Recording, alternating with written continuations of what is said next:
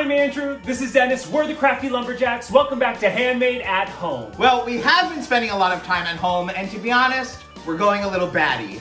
So we thought, why not make a bat craft? Makes sense. Let's get started. So because it has felt like it's been a long year, we want to keep things simple and colorful and use stuff that we had around our apartment. And we have loads of felt, so we thought, why not make some felt bats? Now, bats can be a little tricky to draw, so we're going to do one of our favorite hacks using clip art. You want to print out your clip art on a piece of cardstock and then cut it out and then trace it onto your felt. Now, the best way to trace onto felt is by using a little bit of chalk. Marker will stain your felt, so chalk is the best way because you can just dust that right off. We have our first bat cut out. Yes, it looks so good. The idea here is that we want a handful of bats and we're gonna hang them upside down on a branch. But this guy needs a little more color. So we're gonna cut out the same bat onto a piece of orange felt to give it a nice pop.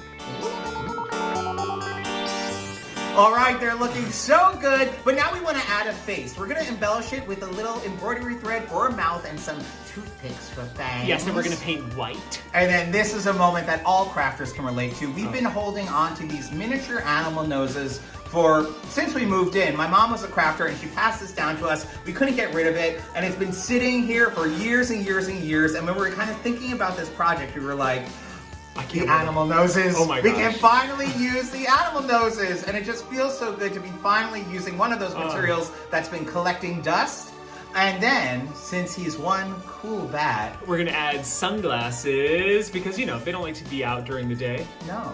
All right, so I'm gonna start painting my toothpicks here. I just need a little paint here just to make it white for his fangs, you know, because he is a vampire, after all. I really thought you were gonna say because he's FANG-tastic. Hey, zinger! Ah. Set that to dry. And these little miniature sunglasses, they come with a little loop. It's actually a sunglass button, but we don't need this loop. I'm actually just gonna glue it right on. So I'm just gonna use my wire cutters here and just snip that backing off. So I'm just gonna cut off a little bit for the fang, again using my wire clippers here. And now I'm going to start gluing it all together.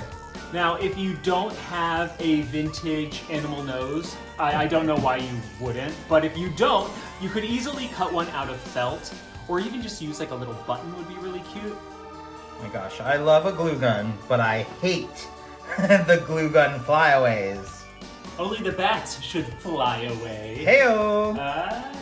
And then for the toothpicks, I'm actually going to use a little felt glue here. Yeah, you could easily use craft glue.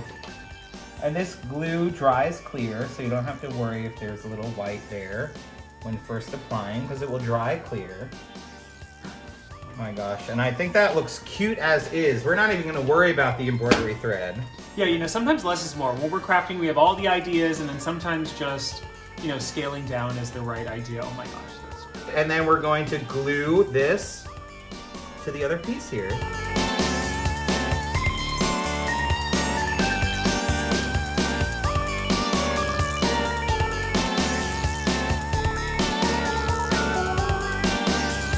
Oh my gosh, these came out even better than we expected. They're FANG-tastic. Yes, thanks for hanging around with us. We had a spectacular time. Let us know in a comment below your favorite bat pun, because we didn't have many. Give us a thumbs up, subscribe, and we'll see you soon. Thanks a lot.